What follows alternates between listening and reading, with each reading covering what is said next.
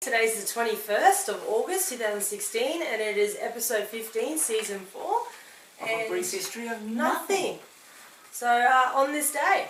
Yeah, well, in 1770, Captain James Cook, well, Lieutenant James Cook as he was then, declared the eastern seaboard of Australia for the British. In 1888, the first commercially available adding machine was patented in the US. In 1897, Oldsmobile was founded. That was Ransom Olds, wasn't it? Yeah, that's something like that, yes. I don't know if it was a mobile for old people, but... Yes, a mobile for old people. In 1911, the Mona Lisa was stolen by an employee of the Louvre. And in 1959, Dwight D. Eisenhower signed the proclamation making Hawaii the 50th state of the USA. Oh. Right, now our special guest today is Robert. Nice to meet you. Former record holder, national record holder for B Street bike, was that? Yes, it was, B Street bike. So we thought we'd, being as the historic drag meeting was on last weekend, that's why we didn't have a show on It's Probably Weekend. Drag racing people went drag racing. I just went, oh look, car racing. So we're going to talk to Robert today about the time he set the national record and his experiences in drag racing. Alright, who wants to ask the first Any questions? Well, when did you officially make the decision to start racing on a, that on level? a more professional level? Yeah. Well, to try and start at the beginning, which is a bit tough, it actually happened, my desire to do it, happened at about when I was 8 or 10. Oh, wow. Because of a dream, believe it or not. Yeah. You ever happen when you were young, you'd have a dream and it was very repetitive. And you have it again and again and again. Well, I had one of those dreams, and it was about me being on a futuristic looking motorcycle. You couldn't see the engine, right? It was just a big cover and it could fly through the air and cut through the wind, and even rain wouldn't touch you, but it was futuristic, it was just a dream. Well, as life goes on, you forget your dream, it was repetitive at the time, but about 20 years later I was walking past a store that was selling motorcycles. It was in Lutwich, at a Honda shop, and as I was walking past, I was looking over my right shoulder and had like a massive flashback. All of a sudden, there was the bike that I dreamed of. Nice. And I went, that's the bike. I remember. And I went, I've got to have it. There's a reason, and I have to have it. So I spoke to my wife, and she was reluctant but very understanding, as Ursula is. And I brought it home, took it for a ride, showed her. She said, we can't afford it, darling. I said, yes, I know. And as I drove off to take the bike back, Ursula said, make sure you get the red and white one, because I know you, Robert. At least that way people would see you better. So I went back and gave it to them. We worked out a deal and I got it, but that wasn't enough. I had to try and make it the best, as in what my dream was. So they told me that I was up against it because this bike was more of a tourer than a racer. But I went, no, I know what my dream told me and I was going to pursue it, as one should. If you have a dream, go for it. So I went for it, and I realised though that I didn't have all the knowledge required to make it go faster mechanically wise and try new things. So I need to form a team to make your dream come true. So back in the probably about mid-80s, well, the bike's in 87, so we did it about 88. I went to a place called Wynnum Motorcycles. I met some guys, we got talking. Were they interested? And they went, yes, they are. So we formed a team with several different people doing different jobs. Now the main person was John Coonan. He was the head mechanic. Then there was Craig Thompson. He was the young guy who was also a mechanic and an engineer and a fitter and turner. And he helped develop the bike and the engine. Spent a lot of time on it, but he was the rider. Now he was a good stature, so good height and weight for drag racing, power to weight ratio being very important. And then we had another helper, his name was Barry Sayers. He assisted us. Then we also had Morris Thompson, which was Craig's father, and then we also had Jim Tyres, who used to help us as well, and then we also had a pet girl that would help us, and her name was Sandy Wright. Now I have a photo here, if that can be seen. You can see the team up in the centre, and you can see Sandy lying on the bike, and that was our team back then. This on the other side is another picture of the bike, and needless to say, with Sandy we became very popular. Now, then we proceeded to keep working on the bike, and it certainly wasn't easy. It took a lot of time, a lot of money, and a lot of desire to make it happen, and we just kept going and going and going till eventually we got faster and faster and faster until the Winter Nationals came around. And a year before, I went to the general manager of Willowbank Raceway. He had a really good memory then. A year before, so in 1991, I said to him, I'm going to win the 92 Winter Nationals, and that's my endeavour, and that's what's going to happen. And he said, well, I've heard this many times, you know, from many races. When we won the Winter Nationals, he remembered the conversation, and he said so. He said, these guys did it. And I said, well, it was all of us. It wasn't just myself. Yeah. The idea of making it a team. You cannot do it yourself. Now, on the day of the Winter Nationals, we were having troubles with the bike, and it was, well, it was acting up. It was misfiring, carrying on, and it just wasn't working, and we just couldn't seem to sort out the problem, and we were so frustrated. We even went to a motorcycle shop which John Coonan had at the time, and there happened to be a guy that's had another CBR 1000 there. And I rang him up, because it was in there to get serviced, and I rang him up and said, listen mate, you don't know me from a bar of soap, but this is the story, we're trying to win the Winter Nationals and that, we don't know what's wrong, can we take some parts off your bike? So I'll pay for all the work, and I'll pay for your service and everything else, we'll even give you a ticket to come to the drag. So he was all for that. So we took off the parts we needed. My mistake was for him seeing his bike in pieces, which was rather funny. He went, oh no, my bike, what have you done? No, no, don't worry, we'll put it all back together. But we took all the parts off and put it on mine, and we tried it, and it worked sometimes, and then didn't work. We still didn't have the problem solved. We didn't know what the hell it was. So what we ended up doing was, we were playing with all sorts of things, and we noticed with the ignition, we went, hang on, if we hold the key really tight, it doesn't seem to splutter. So we got a rubber band and wrapped it around it and attached it to the handlebar. And so they say now we won on a rubber band. So we kind of did. Yes. So these, you brought your trophies along. You want Yes. to explain your trophies? Yeah. This is the one that we won at Willowbank Raceway. It was the Snap-on Tools Winter Nationals. You can see that 28th of the 6th, 92. Now, this may not look like your normal Christmas trees as they have now, because this is the way they used to make it prior to 93. The way the story goes, the system changed. Believe it or not, Willowbank wasn't part of the system as such, as in it wasn't recognised as the main event for a Christmas tree. This was their version. In 93, the year after, they came up with that Christmas tree one, you know, that stands alone. Yeah. So as far as Willowbank is concerned, it only started at 93, but I'm still there on the records, in their trophy room. Now, this is the one we won there, and it was really great. I ended up buying two, one for Craig as well, which was fair because he was on the other side of the team. Now, we've also got this one here that we got that was out of the... Well, most people today wouldn't know that Lakeside was ever used for drag Correct. racing. This is from Lakeside, and we did drag racing there too, but the track wasn't really designed for it.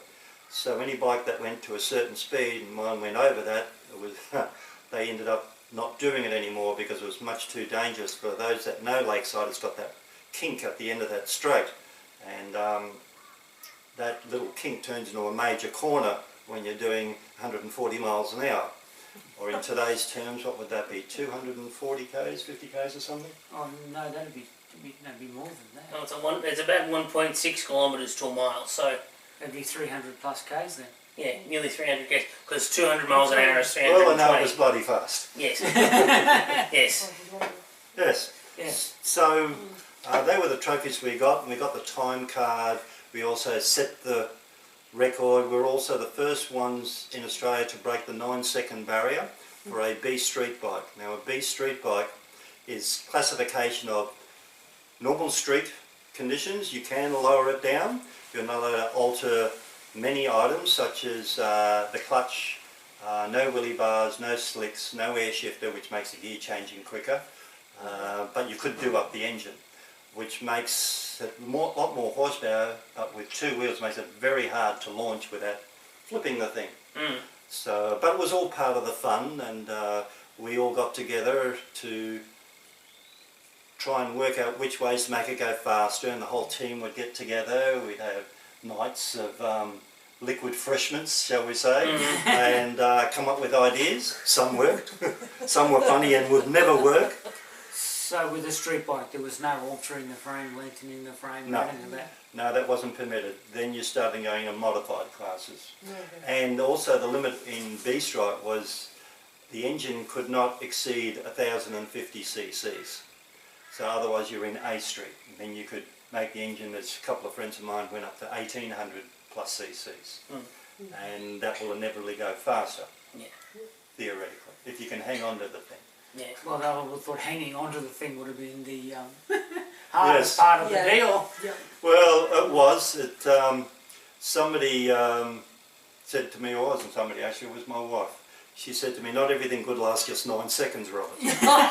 So, I'm still trying to work that one out, but I think I'm getting there. So what was the actual record? What was the time set? What, 9 point what? The first time pass we did into the 9s was 9.97. Oh wow. And yeah, it was Just buzz. yeah. Yeah, it was just a perfect launch, everything. It was really good. Yeah. And we did it on the Winter Nationals, everybody cheered, and it was really great. There is one thing that a lot of people racers don't know is when you set a record and you're in a, because it was a sportsman's class, they had to verify that you were legal.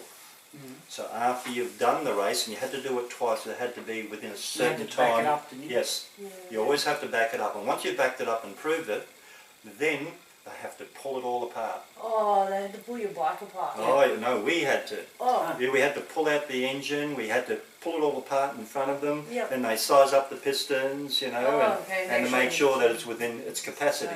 Okay.